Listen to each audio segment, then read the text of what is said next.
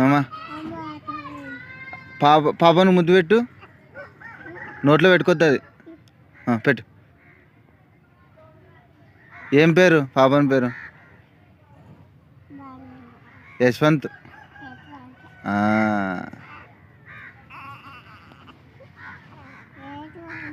ఏం యశ్వంత్,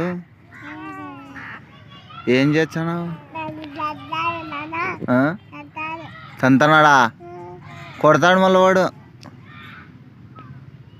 కొట్టకూడదు నువ్వు.